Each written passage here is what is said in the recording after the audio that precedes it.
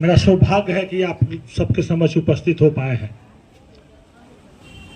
सुजीत भाई, अजय भाई, हमारे रजक भाई जी प्राय 4-5 दिन पहले हमारे दफ्तर में गए थे, बताए कुछ समस्या, जो बताए धोबी घाट की समस्या, और यहाँ का अजय भाई बताए बिल्डिंग का समस्या। हम बोले कि तुरंत हम पहुँच रहे हैं, आप लोग टाइम ठीक कीजिए, हम आकर देखेंगे और वहीं बैठकर बात विचार होगा।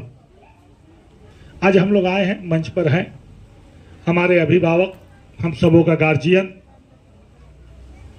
हमारे दलित बंधु वेलफेयर डेवलपमेंट बोर्ड के माननीय वाइस चेयरमैन मार साहब भी राजू मार साहब, मंच पर हैं हमारे काउंसिलर साहब के प्रतिनिधिगण, मंच पर हैं हमारे बहन हेमा मल्लिक जी, सुजीत भाई, अजय भाई, तमाम माता और बहनों, सबों का मेरा नमस्कार एवं प्रणाम। देखिए, हमारी वक्तव्य में यदि किसी प्रकार के भूल हो जाएगी तो हम क्षमा मांगते हैं, क्योंकि हम बहुत सीधा बहुत डायरेक्ट बोलते हैं और हमें ऐसा यदि सम्मान मिलेगा तो हम दोबारा नहीं आएंगे यहाँ बस्ती में। ये जो विकास नहीं हुआ, जो आप लोग बात बोल रही हैं, बाथरूम जो स्वाभाविक जो सुविधा मिलना चाहिए, हम इसमें कहीं कहीं हम फिर बोल रहे हैं कि हमें यदि भूल त्रुटि हो गई हो तो हम क्षमा मांगते हैं कि इसमें कहीं कहीं हम लोग संगठन जो करने वाले लोग हैं उनका भी दोष है। कहाँ दोष है? देखिए, जब देश आजाद हुआ, बाबा साहब संविधान लिखे, जब देश आजाद हो गया तो सब लोग देश का आजादी का शौक मौज अपना पार्टी मना रहे हैं कि भाई चलिए अब हम लोग अंग्रेज के गुलामी से आजाद हो गए, हिंदुस्तान हमारा हो गए। लेकिन बाबा साहब एकदम मौन धारण हो गए, चिंता में पड़ गए।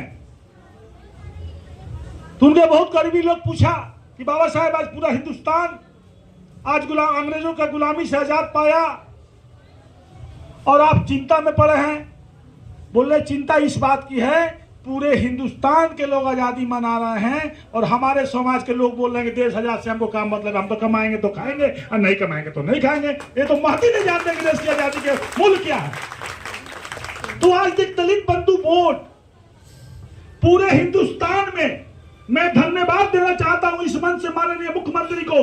सामने भोला बाबा का फोटो है, बजरंग बली का फोटो है, पंछी परमेश्वर होते हैं, पंछी ईश्वर अल्लाह खुदा गॉड होते हैं, नीचे धरती है, उस पर आसमान है। हम एक बात भी सरसों के दाना के थोड़ा झूठ नहीं बोलेंगे। जो माननीय मुख्यमंत्री जो हम लोगों के साथ व्यवहार किए वही मैं आपके सामने रखना चाहता हूं। पूरे हिंदुस्तान में आज तक पूरे हिंदुस्तान में आपका अधिकार वोट देने का, हमारा अधिकार है, वोट हम लोग देते हैं, किसी को ना किसी को देते हैं। लेकिन दलितों के बारे में हिंदुस्तान में कोई दलित बंधु बोर्ड नहीं बनाया। एकमात्र माननीय मुख्यमंत्री जो ममता बनर्जी है, जो दलितों के लिए चिंता करके दलित बंधु वेलफेयर डेवलपमेंट बोर्ड बनाया। उन्होंने, हम आएंगे आपके समस्या के बारे में, आएंगे तुरंत आएंगे।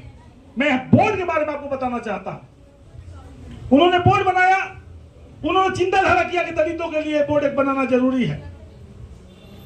जब मां माटी मानुष की सरकार के जब उन्होंने शपथ ग्रहण किया तो उन्होंने ऑलरेडी 17 बोर्ड बनाया। 17 बोर्ड, मथुआ समाज के लिए अलग बोर्ड, नमसूत्र समाज के लिए अलग बोर्ड, बाउरी समाज के लिए अलग बोर्ड, लेप्चा समाज के लिए अलग बोर्ड, विभिन्न जो जाति जो हैं हमारे पश्चिम बंगाल में, उनका मानसिक सोच माननीय मुख्यमंत्री का है कि कोई भी समाज के लोग वंचित न रहे, सब समाज के लोग का विकास और उन्नति हो, ये माथा में रखते हुए उन्होंने बोर्ड बनाया। हम लोग पहुंच नहीं पाए, हम लोग नहीं कामयाब हुए।